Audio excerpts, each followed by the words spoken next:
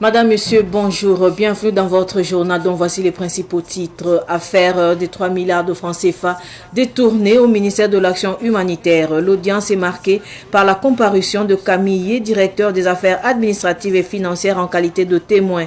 À la barre, il a catégoriquement rejeté les accusations portées contre lui par Hamidou Tiénian et a fait d'autres révélations. Les détails au début de ce journal. Dans cette édition, nous parlerons également du nouveau single de l'artiste Noura Mohamed Kaboré alias Alif Naba, Tomorrow. Alif Naba est le programme des Nations Unies pour le développement PNUD s'unissent pour un message d'espoir. Les détails dans un instant. Je le disais en titre, le procès des 3 milliards de francs CFA détournés au ministère de l'Action humanitaire a repris ce jeudi. L'audience avait débuté par une suspension provoquée par l'absence de la prévenue Petroni Tarpaga. À sa reprise, Camille Yeye a été appelé à la barre. Ce dernier a fermement réfuté les accusations d'Hamidou Tiénian, l'impliquant dans le détournement de deniers publics. Le compte-rendu de Germaine Farama et de Cynthia Zongrana. L'audience de ce matin a connu une suspension dès le début pour exiger la présence à l'audience de Petroni Tarpaga, une des prévenues qui n'était pas dans la salle d'audience. À la reprise de l'audience, après quelques minutes, Petronil Tarpaga a encore fait l'objet d'une nouvelle poursuite judiciaire pour avoir, lors de l'audience précédente, tenu des propos injurieux contre un procureur. Des vidéos dans lesquelles on entend Petronil Tarpaga dire une injure en langue morée. Petronil Tarpaga explique qu'elle aurait proféré ses propos sans s'en rendre compte tout en demandant pardon. Le président du tribunal lui a signifié que ce comportement est révélateur de son vrai caractère. C'est pourquoi cette affaire fera l'objet d'une autre audience et d'un autre jugement.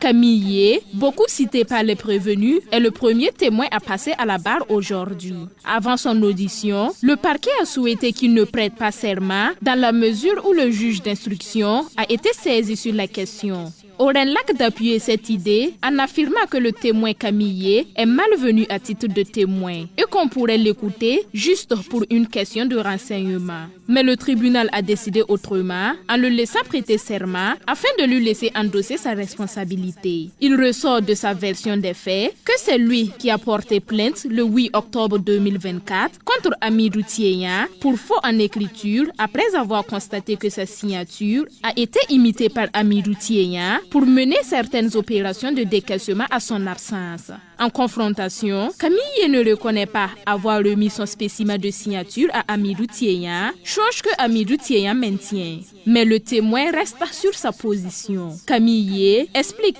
qu'il a instruit un audit privé des décaissements opérés sur les différents comptes dont il avait la responsabilité courant 2022-2023. Un audit qui faisait suite à une mauvaise gestion du compte dont Hamidou Tiénian avait la responsabilité. Après vérification, au lieu de 3 milliards 166 millions qui devaient être sur le compte d'Hamidou Tiénian, c'est 600 millions qui ont été trouvés, soit un manque de 2 milliards 400 millions constaté sur le compte de Hamidou Tiénian. Les chèques touchés au nom de Hamidou Tiénian de janvier au septembre 2024 sont évalués à plus de 1 milliard 800 millions. Il a fait remarquer que Hamidou Tiénian était un agent qui refusait d'exécuter ses ordres avec le refus de la fourniture de certains dossiers. Face à cette situation, Camille dit avoir pris des dispositions en novembre 2023 de sorte à diminuer la somme sous la gestion de Hamidou Tiénian. Son audition se poursuit. Direction le centre-ouest, Victor Bouda, connu sous le nom de Koram, a célébré dimanche dernier le 50e anniversaire de son baptême catholique à Vili dans la région du centre-ouest. La cérémonie s'est tenue à son domicile en présence de sa famille, de ses amis et de diverses autorités. Cette célébration a également été marquée par des prières ferventes en faveur de la paix. Sidiki Cabré, reportage. Messe d'action de grâce à l'église, suivi d'une cérémonie conviviale à son domicile. Le tout dans cette ambiance de retrouvailles de Victor Bouda avec ses parents, amis et promotionnaires. Vraiment, je suis content. Je remercie Dieu. Je remercie toute l'église catholique.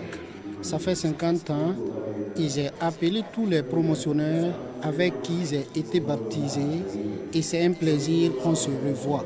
Tous ceux qui sont venus, je remercie et je remercie Dieu pour tout. Que la paix revienne au pays.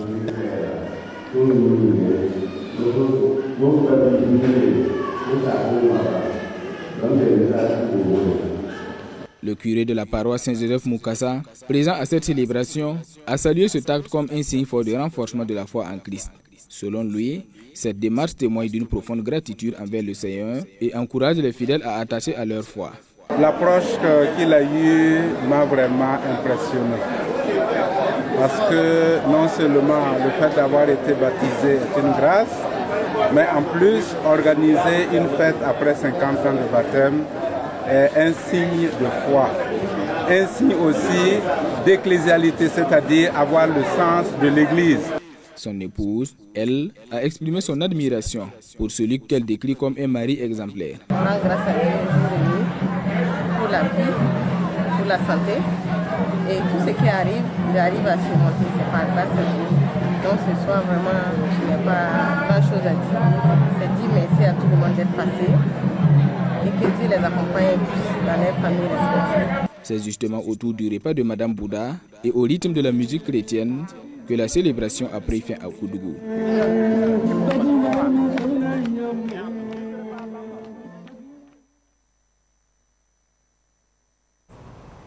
Tomorrow ou demain en français est le nouveau single de l'artiste Noura Mohamed Kaboré alias Alif Naba. Cette réalisation a bénéficié de l'accompagnement du programme des Nations Unies pour le développement PNUD.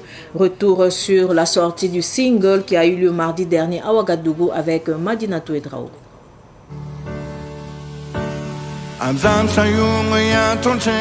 Tomorrow, un hymne de la paix de l'artiste Alif Naba est une réalisation qui fait un clin d'œil sur la situation actuelle du pays. Si j'ai fait ce rêve, j'ai fait un très beau rêve. Je pense que c'est le rêve qu'on attend tous. Donc je voulais le partager sur une bande sonore avec tous mes frères, mes sœurs. Vous savez que notre pays est un très beau pays. Le Burkina est un excellent pays. Un pays où les gens, quand ils viennent, ils ne veulent plus repartir. Et notre pays est résilient. J'ai vu des femmes sur la route, j'ai vu des hommes. Je voudrais donc aussi saluer tout le travail fait par nos forces de l'ordre à vouloir à tout faire pour que ce demain-là arrive. Donc j'ai vu les VDP, tout le monde se bat, et les enseignants, les infirmiers, tout le monde essaie d'avoir, tout le monde a ce rêve-là de voir le Burkina demain se lever, et c'est ça que j'ai voulu mettre sur une chanson. Le projet musical de l'artiste Alif Naba bénéficie de l'accompagnement du programme des Nations Unies pour le développement PNUD, représenté à la dédicace par Alfredo Teixeira, qui promet d'accompagner et de diffuser le single dans les 160 pays où le PNUD est présent. Le clip qu'on vient de voir, il est porteur de messages de paix, de réconciliation, de la résilience des Burkinabés. Et c'est un message qu'on va partager avec un grand réseau de PNUD au niveau global, de plus de 160 pays, pour projeter une image différente de que les gens pensent du Burkina Faso.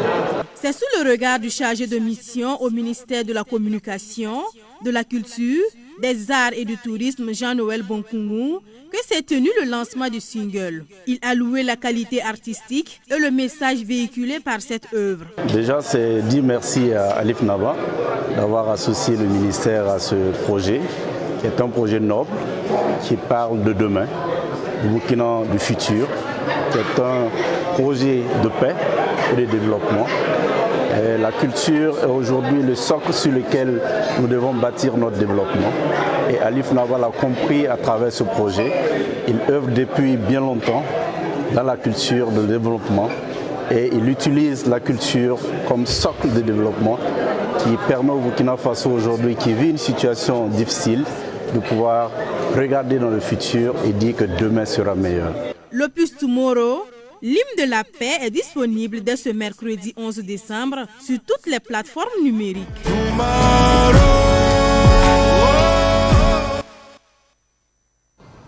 Actualité sportive de cette édition, la commune de Sorgoubila dans le Kourouogo remporte la première édition de la Coupe Bahir Mebo de la jeunesse du Kourouogo. Elle a battu la commune de Boussé au tir au but. La compétition organisée par le Conseil provincial de la jeunesse du Kourouogo promeut le vivre ensemble dans la province. La finale a eu lieu le week-end dernier à Boussé. Le point avec Yacouba Kiamtore. 5 tirs réussis contre 3, c'est le score qui scelle la victoire de la commune de Sorgoubila face à celle de Boussé. La commune de Sorgoubila remporte donc la première édition de la Coupe Bahir Mebo. Cette compétition, organisée par le Conseil provincial de la jeunesse du Kourouogo, vise à promouvoir la cohésion sociale dans la province. Nous avons initié cette première édition de la Coupe Bahir Mebo pour pouvoir rassembler la population, les filles et fils de la province du Kourouogo autour du ballon rond, pour parler de cohésion sociale, pour parler de vivre ensemble, pour parler de comment nous allons travailler main dans la main pour développer notre province.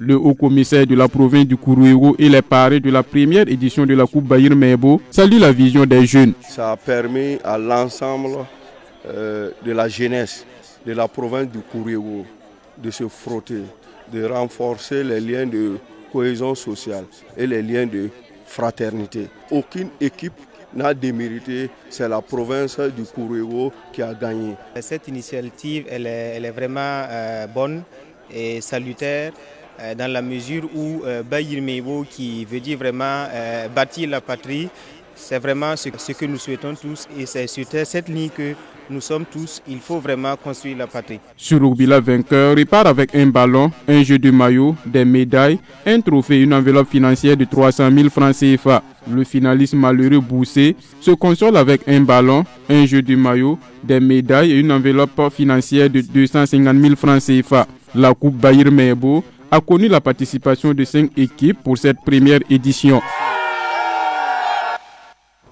Le terrain omnisport de Songnaba au secteur 29 dans l'arrondissement 6 de Ouagadougou a abrité la finale du Maracana de l'Association des jeunes solidaires pour le sport. Une finale remportée par Sozakov. Ruben Wilson Kodjo nous en parle. Ce tournoi de Maracana qui est à sa 5e édition a pour thème sport, vecteur de cohésion sociale et de mobilisation patriotique pour la paix. Un thème qui a motivé la participation de 64 équipes sur la ligne de départ depuis le 22 juin dernier. Après une compétition de 7 mois, l'équipe de CSK 26 et celle de Sojakov se hissent en finale. Un but partout au temps réglementaire. C'est par un tir au but réussi contre 0 que Sojakov remporte ce trophée, son 3e de la compétition. On a organisé cette année pour rassembler les jeunes de notre quartier. Vu le pays aussi, on ne peut pas laisser les jeunes là comme ça. C'est à cause de tout ça là.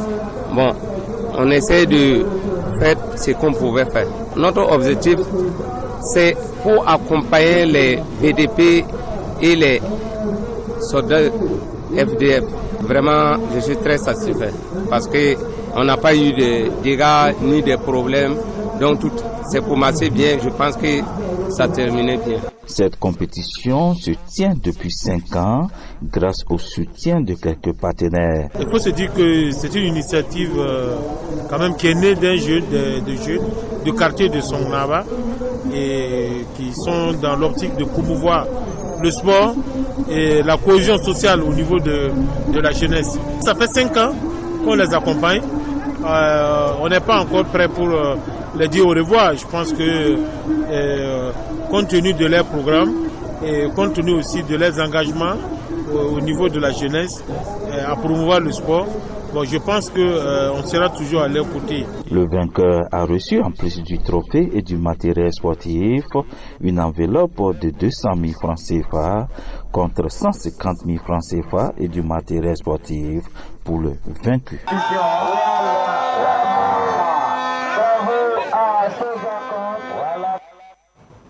Avant de clore ce journal, l'équipe d'Almeria FC a remporté samedi dernier la 2e édition de la Coupe de la jeunesse de Zabré dans le Boulgou. C'était au stade communal de Zabré en présence de Ruben Wilson Kodjo. Selon les organisateurs de cette compétition, ce tournoi de football a des objectifs clairs, la paix, la cohésion sociale et l'union entre les jeunes. Bien sûr que les objectifs sont atteints parce que la population s'est adhérée, ils sont sortis nombreux. On est au moment de la guerre, voilà, et souvent aussi il faut montrer à l'ennemi qu'on est toujours là, on tient, voilà, ne se laissez pas faire. C'est pour ça qu'on a organisé cette activité pour mobiliser la jeunesse, les encourager, de tenir bon. Et ceux qui sont au front aussi sont heureux, ils savent que voilà, il y a la jeunesse aussi qui se mobilise en ville. Débuté le 7 août avec une vingtaine de clubs, ce tournoi a pu dégager ses finalistes après 4 mois de compétition. Almeria FC et FC Bourbana survolent la compétition et se retrouvent en finale. Après un score de parité au temps réglementaire, Almeria FC plus adroit remporte ce trophée au tir au but.